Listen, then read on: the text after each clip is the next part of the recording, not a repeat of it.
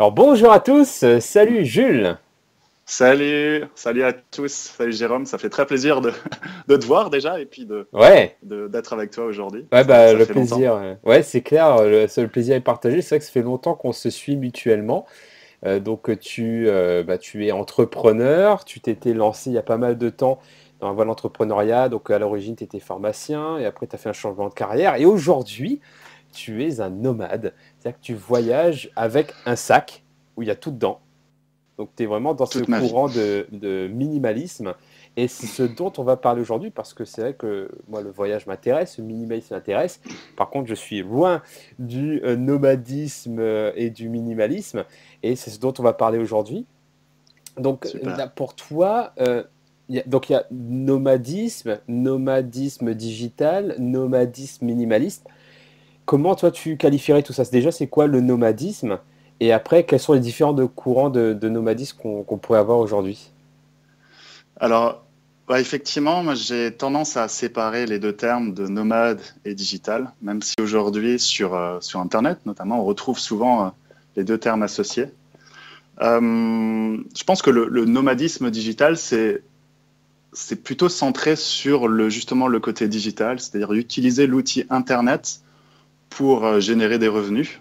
Mhm. Et justement, de par cette indépendance géographique que nous offre Internet, de pouvoir se déplacer, d'où le terme de nomade, de vivre ailleurs.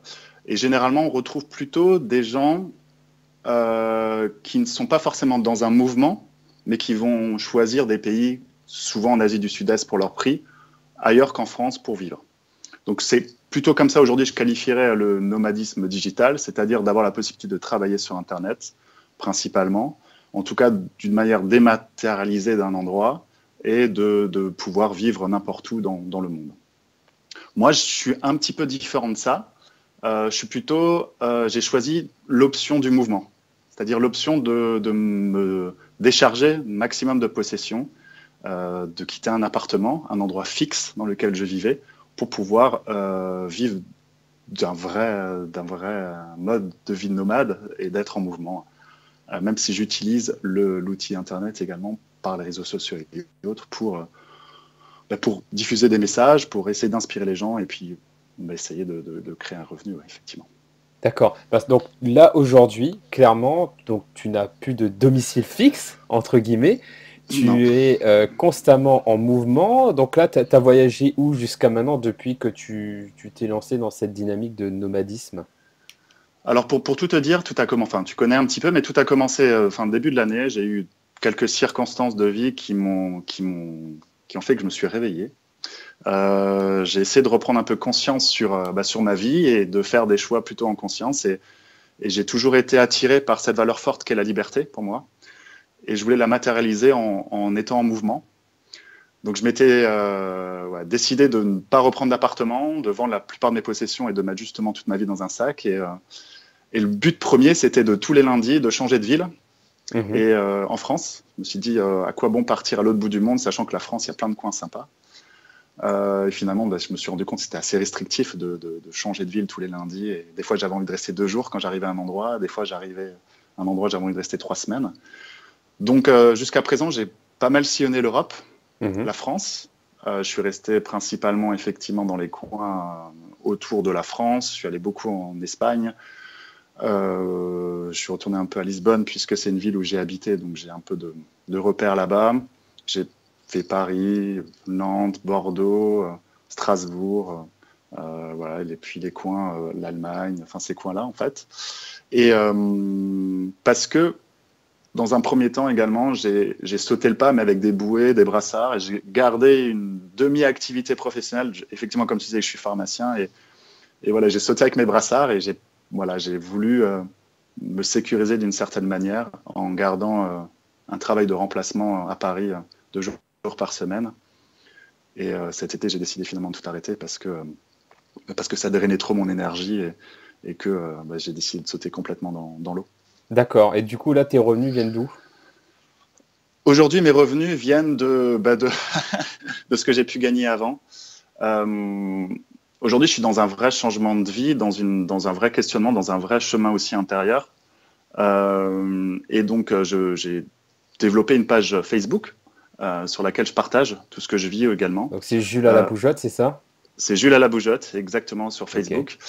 un peu d'Instagram aussi, et sous le même nom. Et maintenant, j'écris beaucoup, je parle beaucoup de minimalisme, et je fais pas mal de rencontres, il y a pas mal de choses qui sont en train de se passer. Donc pour l'instant, je suis un peu dans dans le suivi de mes intuitions, et je pense qu'il y a des choses intéressantes qui vont se passer, mais pour l'instant, Mhm. c'est encore assez flou. Bah, après, tu es dans une dynamique assez itérative, c'est-à-dire que comme tu es en mouvement et que tu es aussi dans une dynamique de rencontre, ce que j'imagine, voilà, on n'a pas parlé de ce que tu fais pendant que tu te déplaces et que tu découvres de nouvelles villes, mais j'imagine que tu rencontres de nouvelles personnes, tu te fais connaître aussi de cette manière-là, ce qui génère, j'imagine, des opportunités qui te permettra de faire cette transition. Exactement, exactement. Et puis ouais, comme je disais, en fait, c'est soit j'avais le choix d'être totalement sécure au moment où je voulais initier cette vie, c'est-à-dire de préparer le terrain, de vraiment tout anticiper, de me sécuriser au maximum au niveau financier, ou alors, comme j'ai choisi, de sauter véritablement dans l'eau en me disant, voilà, j'ai envie de faire ça, c'est vraiment profondément ce que je ressens au fond de moi. Je suis quelqu'un qui a vécu tellement longtemps dans sa tête, et là, je sentais vraiment qu'il se passait quelque chose au niveau de mes tripes, au niveau de mon cœur, et je me suis dit, ça, c'est vraiment ce que j'ai envie de faire. Et je me suis dit, j'y vais, et je vois ce qui se passe. Et effectivement, c'est l'occasion de faire plein de rencontres, et puis de vivre intensément quelque chose dans lequel je suis passionné, et puis d'après de le partager avec les gens me posent des questions, je commence à faire des petites conférences, je commence à effectivement me poser pas mal de questions sur ce que je vis aujourd'hui. Mhm. Bah, comme tu dis, j'imagine que c'est quand tu choisis cette voie par rapport à ton intuition, ce que ton cœur et tes tripes veulent vraiment, tu es dans une sensation de bien-être et d'alignement qui doit être énorme. Total. Donc ça a plein d'avantages finalement, cette liberté, etc. Est-ce qu'il n'y a pas aussi des contraintes d'avoir tout dans son sac et de se dire, bah voilà, je me lance sans sécurité, je brûle les navires, je fais ce que j'aime, et j'ai tout dans mon sac. Ouais. Ouais, forcément, il y a pas un choix parfait, hein. C'est toujours une balance Ouais, entre. Ça, c'est mon côté pharmacien, tu sais, le bénéfice-risque. ouais. Euh, non, il y a des inconvénients, oui. C'est pas toujours facile. Ben, je bouge souvent, donc je quitte très souvent cette sécurité, ce confort du quotidien, de la routine qui peut être agréable. Là, je retourne de temps à autre chez moi, enfin chez moi là où je suis né. Et c'est vrai que c'est agréable parce que c'est facile. Les amis sont là, on les appelle, on sait qu'ils sont là. Le canapé est déjà creusé un petit peu. Enfin voilà, il y a cette routine qui est agréable. Mhm. Être seul sur la route, c'est être seul. Donc des fois, sans ressentir cette solitude, même si je suis beaucoup plus connecté, j'ai l'impression avec les autres que je l'étais avant. Et puis c'est chaque jour se réinventer. En fait, c'est chaque jour et il n'y a pas de confort. En fait, je dors beaucoup chez les gens. J'ai fait le choix de soit faire du Airbnb chez les gens, beaucoup de couchsurfing, genre en auberge également. Donc, je m'adapte à mon environnement. Et donc, effectivement, et des fois, c'est compliqué. J'ai peur, je doute aussi. J'ai des choix un petit peu. J'aime pas le mot anticonformiste parce que je veux pas me mettre en marge justement de quelque chose, mais je suis pas forcément un cycle normal, classique de mon éducation. Et donc, des fois, je me dis, est-ce que j'ai fait le bon choix? Est-ce que c'est... Et puis après, je me reconnecte à ça et je me dis, ouais, en fait, non, c'est cool, je suis très content de l'être. Ouais, donc oui, j'imagine que ça doit être pas être évident d'être, en fait, t'es constamment dehors de ta zone de confort. Constamment, ouais, constamment. Des fois, j'essaie en restant un petit peu à un endroit, je retrouve justement cette zone de confort. Mais Ouais, c'est souvent à ce moment-là où je me dis, ah, là, il est le moment ok. c'est le temps que je pars. Et j'essaie que ce soit pas une fuite en fait. C'est pas l'envie de pas construire justement, parce que ça aussi c'est quelque chose qui peut me manquer. C'est de pas être avec les gens qu'on aime, de rencontrer des gens hyper intéressants et de leur dire au revoir. Mhm. Euh, et souvent c'est ce qu'on me dit, c'est qu'on me dit moi je pourrais pas parce que j'ai besoin de construire des choses avec les gens. Moi je le construis au quotidien. Mais j'essaye d'avoir aussi une espèce de retour. Enfin, je reviens souvent aux mêmes endroits. Le but, c'est de bouger. C'est pas forcément d'aller à un endroit et de plus jamais y revenir. C'est vraiment le mouvement, moi, aujourd'hui, qui m'anime. Et donc, j'aime bien revenir à des endroits que j'aime, où il y a des gens que j'aime. pour justement partager des moments plus intenses que simplement être dans une routine avec eux et de parler de la pluie du beau temps. Ouais, parce que du coup, tout devient plus intense parce que tout est plus éphémère quelque part. Ouais, c'est ce principe un peu de finitude. Mhm. En fait, aujourd'hui, on est dans une société, j'ai l'impression, en tout cas, moi, c'est comme ça que je la vois, de consommation intense parce que y a le principe de l'illimité. Il y a l'illimité par la carte bleue, on n'a plus conscience de ce qu'on dépense. Il y a la consommation excessive d'Internet parce qu'on est aujourd'hui dans une connexion illimitée. Moi, je me rappelle, hein, j'ai 36 ans et j'ai connu Internet avec 2 heures par mois où on avait des CD, on pouvait recharger. Et je peux te dire qu'à l'époque, on choisissait bien sa chanson, Ouais. toi. Surtout que c'était pas rapide, hein, quand le modem C'était, c'était- c'était le téléphone ou Internet et c'est ça, ça te prenait 2 minutes pour ouvrir une page. exactement. Donc tu la choisissais véritablement ta Ouais. page. Et aujourd'hui, c'est le multitâche, on est dans la surconsommation et autres. Et donc, quand on a de nouveau ce sentiment de finitude, eh ben, on profite beaucoup plus, enfin, on fait les choix beaucoup plus en conscience. Mhm. Et on profite également beaucoup plus des choses. En tout cas, c'est comme ça aujourd'hui que moi je le ressens. Et, et c'est comme ça que je le vis, ouais. Et du coup, je pense que ça doit avoir un apport énorme dans ton mindset d'entrepreneur, ton esprit d'entreprendre, de dire, OK, bah, je suis constamment en dehors de ma zone de confort, j'ai ce sentiment bah, de finitude, de valeur aussi, du coup, tout a plus de valeur vu que tout a une fin quelque part. Euh, Qu'est-ce que tu sens que ça t'apporte dans dans ton entrepreneurial mindset, si j'ai envie de dire ça comme ça, ton esprit d'entreprendre, d'être dans cette dynamique de mouvement et de minimalisme? Ce dépouillement, il m'a appris à faire des choix qui étaient en accord avec ce que je voulais vraiment. Mhm. Moi, j'ai découvert par exemple l'entrepreneuriat sur Internet en 2010, donc ça fait déjà quelques années. Et je me rendais compte que j'étais beaucoup attiré par la chimère finalement de l'indépendance financière, par le côté on peut travailler sur Internet, on peut travailler n'importe où et autres. Et je m'étais pas rendu compte que c'était ça vraiment, cette sensation, cette valeur de liberté qui m'importait, plus que finalement faire des choses et partager avec les gens. Donc j'ai choisi des thématiques dans lesquelles j'étais pas forcément très inspiré, Mhm. parce que j'étais attiré par autre chose. Et finalement, aujourd'hui, revenir à ça, c'est revenir à ce qui est vraiment important pour moi. Qu'est-ce que je peux faire pour moi? Qu'est-ce que je peux faire pour les autres? En quoi je peux contribuer à quelque chose de plus important pour moi? Parce que pour moi, c'est aussi une composante du bonheur.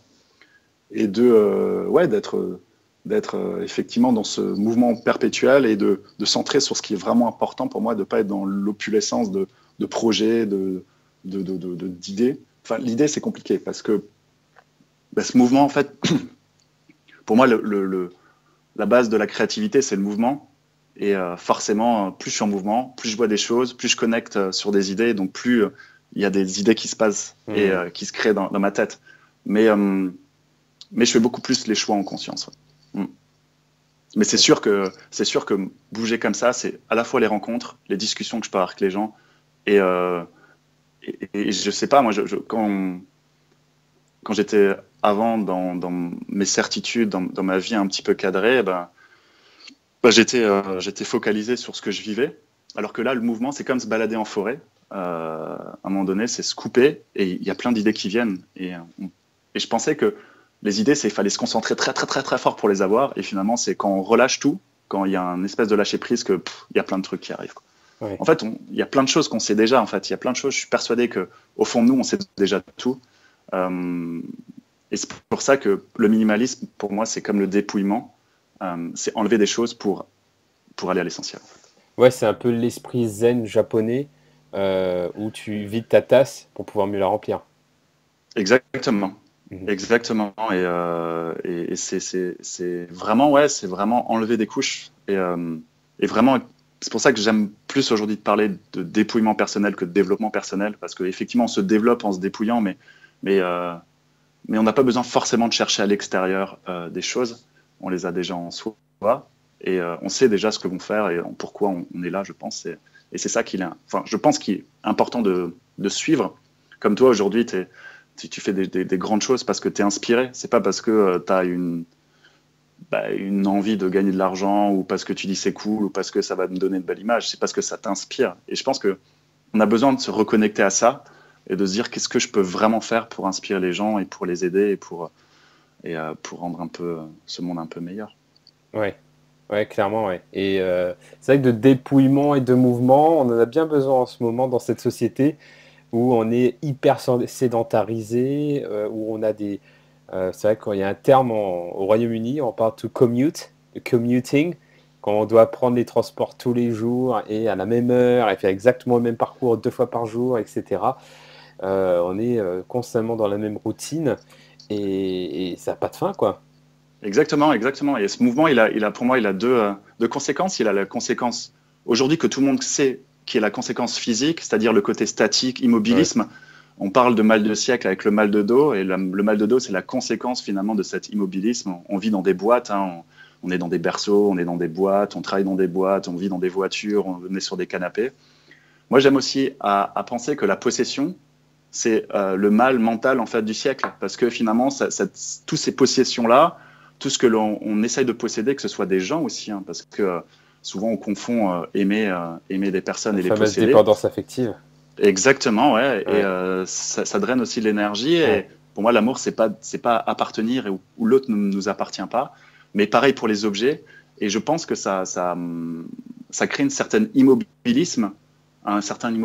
Et ça, c'est pour moi le mal mental du siècle. Je sais pas, mais en tout cas d'aujourd'hui. En tout cas, c'est comme ça que je le matérialise et je le conçois. Ah bah, il y a des recherches scientifiques qui parlent de charge mentale, justement. C'est vraiment, plus on va posséder de choses, plus on va avoir de projets, plus on va être connecté à d'autres personnes et que ça a d'importance pour soi, bah, du coup, ça a de la charge mentale, des poids qu'on va se mettre dans sa tête, qui va nous alourdir et qui va créer du stress aussi, parce que ça prend de la place et on a une charge, on peut porter une certaine charge jusqu'à une certaine limite. Après, c'est Exactement. Tout comme burn-out. on peut porter un certain sac jusqu'à une certaine limite. Et ce que je vis d'une manière extrême aujourd'hui, c'est symbolique sur plein d'aspects. Et le sac, c'est ça, c'est-à-dire que on a beaucoup que ce soit de relations, que ce soit de projets ou d'envie, ce que moi j'appelle des objets au cas où, comme des vêtements. C'est-à-dire que j'aime beaucoup parler du t-shirt au cas où on va faire de la peinture un jour, qui finalement squatte dans notre armoire, mais qui prend de la place, et c'est la place mentale en fait. Ouais. Et on a beaucoup de projets comme ça, on garde beaucoup de gens aussi au cas où, etc. Et malheureusement, on se remplit en fait nos vies et ça nous prend beaucoup, beaucoup, beaucoup d'énergie et on s'oublie un petit peu. C'est comme une armure qu'on se mettrait pour éviter je pense, de se regarder un peu à l'intérieur et de voir qu'est-ce qu'on a vraiment envie, quoi. Mm. Mais du coup, c'est hyper intéressant parce que tu parles de l'analogie du sac, mais j'imagine qu'au-delà de l'analogie, le fait même de préparer ton sac en disant bah, là-dedans j'ai toute ma vie, ça va être un sacré exercice justement par rapport à ça. Est-ce que tu peux nous parler de ton sac justement, où il y a toute ta vie dedans, comment tu l'as fait, comment tu le vis au quotidien? J'ai commencé en choisissant le contenant parce que souvent on me pose la question, mais putain, mais comment tu fais pour mettre toute ta vie dans un sac? Ouais. Je dis j'ai commencé par le sac tout simplement. Donc j'ai choisi le Mhm. sac et après c'était de me dire bon voilà, qu'est-ce que je fais rentrer dans ce sac?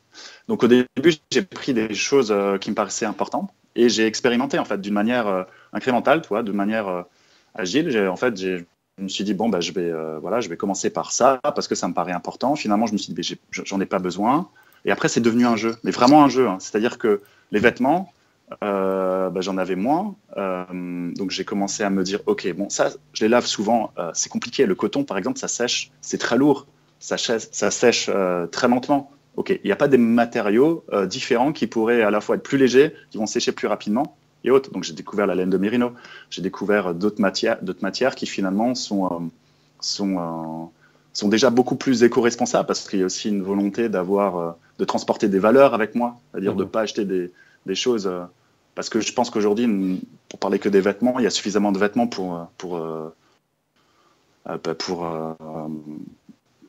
qui peuvent être utilisés par toute la terre entière. Donc, il n'y a pas plus besoin forcément d'acheter. Donc, je me suis dit, OK, qu'est-ce qui existe aujourd'hui Et donc après, c'est devenu un jeu. Donc voilà, je me suis découvert le Merino. Après, j'avais mon ordinateur. Je me suis dit, OK, bon, concrètement, aujourd'hui, qu'est-ce que je fais sur Internet, sur l'ordinateur, etc. Est-ce que je peux pas finalement le faire sur ma tablette? Bah ouais. Donc j'ai vendu mon ordinateur. Et aujourd'hui, je suis en train de me dire, est-ce que ce que je fais sur ma tablette, je peux pas le faire sur mon iPhone? Donc aujourd'hui, je teste, en fait. J'ai plus ma tablette avec moi. J'ai encore un petit panier que j'ai chez moi enfin chez moi, chez des amis chez lesquels je laisse quelques affaires. Et donc aujourd'hui, je suis plus qu'avec mon iPhone. Donc je fais plus de vidéos de montage, je fais que de l'écriture, des vidéos un peu face cam, assez brutes. Donc je me dis, bah, l'iPhone suffit. Donc c'est ça en fait, c'est prendre un contenant, mettre sa vie dedans et après se poser les questions. Et ça devient un jeu. Et c'est ça qui est rigolo. C'est marrant ce que tu dis de commencer par le contenant, parce que ça fait penser à deux choses. Ça fait penser tout d'abord à, je crois que c'est la loi de Parkinson, où on tend à remplir ce que l'on a. Par exemple, si on se dit, bah, j'ai la journée pour faire ça, bah, on prend la journée pour faire ça, alors que si on se donnait 2 heures, on l'aurait fait en 2 heures. Exactement. Donc il y a ça me fait penser à ça, et ça me fait penser aussi à une technique que j'utilise pour construire mes conférences et mes cours, etc. C'est que je m'impose le triptyque, c'est-à-dire c'est toujours trois parties, en trois sous-parties, trois exemples, etc. Et du coup, je m'impose une structure, mais qui finalement va faciliter mon travail intellectuel, parce que ça va donner une orientation à mon cerveau que si c'était freestyle, et ben du coup, trop de choix, tu le choix en fait. Exactement. Donc s'imposer une contrainte permet aussi la créativité aussi. Tu parlais de ça aussi. Exactement, ouais. Et on peut revenir un peu sur ce qu'on discutait avant sur le côté limité et illimité. Mhm. Finalement, quand on a un espace qui nous paraît illimité, tu donnes à quelqu'un une armoire, il aura envie de la remplir. Oui, Tu donnes à quelqu'un juste une petite clairement. commode, et ben il va remplir sa petite commode. Et c'est le principe ouais, du contenant. Et cette loi de Parkinson, effectivement, s'applique sur le temps, mais s'applique aussi sur des choses comme un sac. Mais pour moi, c'est vraiment un jeu. Et aujourd'hui, j'ai vraiment vendu ou donné tout ce que j'avais à côté. Et mes possessions, vraiment, aujourd'hui, commencent à se restreindre à ce sac. J'ai encore quelques affaires ci et là qui vont correspondre je sais pas, à un matériel pour aller faire du ski ou des chaussures de sport ailleurs, mais qui sont vraiment très, très menues. Mais pour moi, c'est une liberté énorme. Et à chaque fois que je donnais ou je vendais un objet, je me sentais encore plus libre, encore plus Ouais, léger. ouais. Et aujourd'hui, j'adore mon sac, j'adore les objets qui y sont dedans. Et c'est pour ça que le minimalisme, c'est pas forcément. Moi, j'aime pas trop les étiquettes, les mots. On essaye, toi, d'étiqueter un peu tout. Moi, j'aime plutôt parler de possession, mais en fait, on va dire ce minimalisme-là, en fait, c'est pas forcément de rien avoir, toi, de vivre qu'un asset et se dire, bah voilà, ma vie, j'ai rien. C'est choisir en conscience ce que l'on a, la manière dont on les utilise, et puis le kiffer en fait, toi, sans forcément les Mhm. posséder. Encore une fois, moi j'aime bien me dire que par exemple mon iPhone, si demain il casse, grâce à des sauvegardes, j'en rachète un, j'appuie sur un bouton et je retrouve tout ce que voilà. Donc c'est pas l'attachement à l'objet finalement qui est important, c'est l'attachement à son utilité. Oui. Et, voilà, c'est comme un appartement en fait, j'aime le louer plutôt que de le posséder et me Mhm. dire il est à moi, il est à moi, il est à moi. Ouais. Super. Et une question que je me pose, parce que j'imagine que tu parlais d'un mouvement tout à l'heure. Est-ce que tu connais d'autres personnes qui sont dans le même mouvement que toi, et notamment des entrepreneurs qui sont dans le même état d'esprit que toi? Oui, j'en connais quelques-uns. J'en connais quelques-uns. Alors, qui bougent autant que moi, qui sont autant nomades que moi, pas beaucoup. Finalement, je Ouais. connais beaucoup de digital nomades. C'est beaucoup sur mes amis qui ont des business sur Internet. Et certains habitent en Asie, d'autres habitent un peu partout. Non, je connais quelques YouTubers, effectivement, qui ont. Je pense notamment à Laetitia, une amie à moi qui est en ce moment au Brésil et qui, effectivement, c'est un peu ce même mode de vie. Euh, mais c'est vrai que c'est assez. Je vois beaucoup de voyageurs. Mhm. Je rencontre beaucoup de voyageurs aujourd'hui, mais c'est plus des voyages ponctuels Mhm. et ils ont toujours un pied à terre. Ce qui m'arrivera également, je pense, un jour et peut-être demain, peut-être dans 5 mois, peut-être dans 5 ans, dans 10 ans. En fait, j'ai plus de certitude, je sais rien. Mais, ouais, qui vivent tout le temps comme ça, ouais, c'est assez rare. Ouais. Mhm. Ok. Et est-ce que tu aurais, parce que là on pourrait continuer comme ça, hein, j'imagine, on pourrait continuer à discuter des heures et des heures, parce que c'est Moi, passionnant. j'ai le temps, moi. Mais à rigueur, je préfère faire plusieurs épisodes pour voir, pour taper dans un autre endroit, voir ce que tu as fait entre-temps, etc. Ça, je pense, être beaucoup mieux pour que ce soit plus en mouvement aussi. Mais pour conclure, du coup, ce premier jet, est-ce que tu aurais un message pour les personnes qui nous écoutent et qui sont à la fois attirées par ce côté minimaliste, se détacher, se dépouiller des possessions, et aussi par cette notion de mouvement, de voyage? Est-ce que tu aurais un message pour eux? Euh, ouais, j'aurais plusieurs choses potentiellement à dire. Après, je pense que ce qui est intéressant d'essayer, c'est le minimalisme par curiosité. Parce que j'ai le sentiment que c'est quelque chose qui nous ramène beaucoup à nous-mêmes, en fait. De savoir, d'être dans cette simplicité. À un moment, d'essayer cette simplicité, ça nous permet d'enlever beaucoup de parasites.